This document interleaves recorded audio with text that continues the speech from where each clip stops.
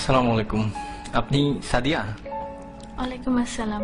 জি, আমি সাদিয়া। ভাইয়া আপনার কথা বললো আপনার সাথে দেখা করতে, তাই আসলাম। আসলে আপনার সাথে কিছু জরুরি কথা বলা দরকার। এই মুহূর্তে আমার তেমন কিছুই নেই, চাকরি নেই, পড়াশোনা মাত্র শেষ হলো। সুতরাং বুঝতেই পারছেন বিয়ের জন্য যে একটা মানসিক প্রস্তুতি, তার কোনোটাই আমার নেই।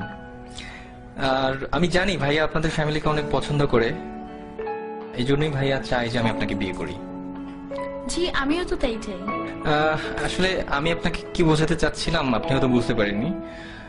বাবা মা মারা যাওয়ার পর থেকে ভাইয়েরা আমার দেখাশোনা করেছে বা এখনো করছে, কিন্তু এই কৃতজ্ঞতা স্বরূপ তো আমি আপনার মতো একজনের ভবিষ্যৎটাকে অন্ধকারে ঠেলে দিতে পারি না। আপনি অন্ধকার বলছেন কেন? কিছু নেই বলেই তো আমি আপনাকে বিয়ে করতে যাচ্ছি। ধরুন আমি একজন টাকাওয়ালা কাউকে বিয়ে করলাম, কিন্তু বিয়ের পর দিন তো সে মারাও যেতে পারে, অথবা তার সব সম্পদ ধ্বংসও হয়ে যেতে পারে।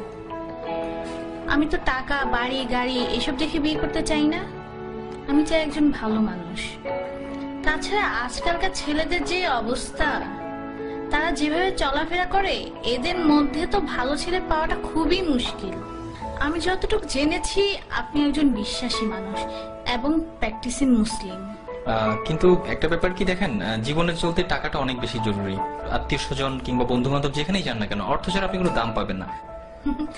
আপনি কি মনে করেন যে এই ইটের জেলখানার ভিতরে সুখ আছে? সেখানে আছে মোহ, আছে লোভ, লালসা আর নষ্টামি।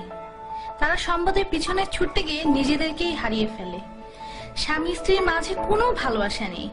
বাবা সন্তানকে দেখতে পারে না, সন্তান বাবাকে দেখতে পারে না। আমি তো এমন চাই না।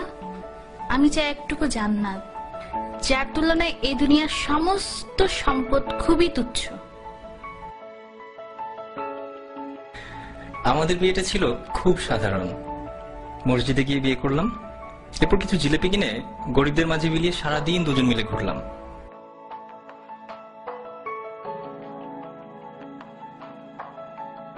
আপনি জানতে চাইতে পারেন কি ছিল আমাদের মাঝে?